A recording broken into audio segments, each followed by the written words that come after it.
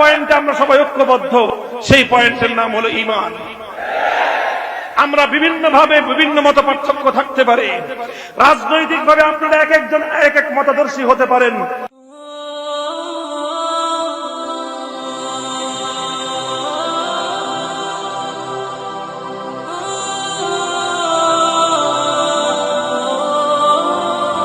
দিন হলো আন্তরিকতার নাম।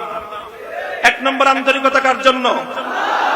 দুই নম্বর আন্তরিকতা আল্লাহর কিতাবের জন্য, তিন নম্বর আন্তরিকতা আল্লাহর রসুলের জন্য, চার নম্বর আন্তরিকতা হলো মুসলিম শাসকবর্গের জন্য, পাঁচ নম্বর আন্তরিকতা হলো সাধারণ মানুষের জন্য।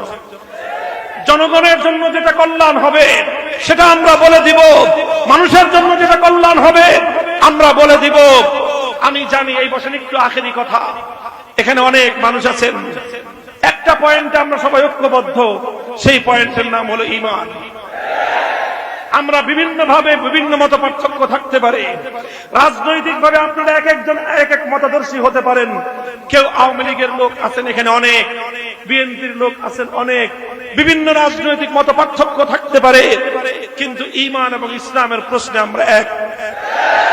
সেই জায়গাটা থেকে বলছি, যারা বঙ্গবন্ধুকে ভালোবাসেন, এই ভালোবাসার মধ্যে আমার কোনো আপত্তি নাই, বরং একজন মুসলিম জাতির মহান নেতাকে ভালোবাসা এটা দেশের প্রতি ভালোবাসার পরিচায়ক।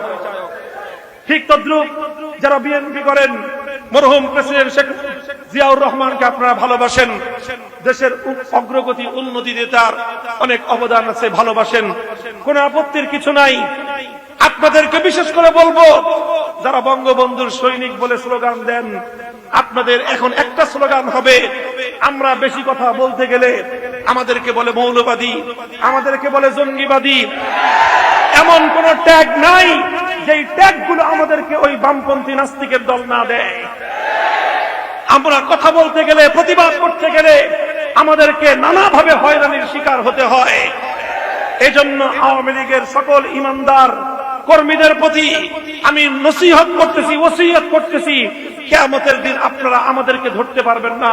আমরা আপনাদেরকে আল্লাহর আদালতে দাঁড়িয়ে বলে দিব, সমস্ত আওয়ামী লীগের কর্মীদেরকে বলেছিলাম, যদি বঙ্গবন্ধুকে ভালোবেসে থাকেন, আপনাদের দলকে, আপনাদের সরকারকে বঙ্গবন্ধুর মূর্তি নির্মাণ করবার আত্মঘাতী সিদ্ধান্ত থেকে আপনারাই বারণ করেন।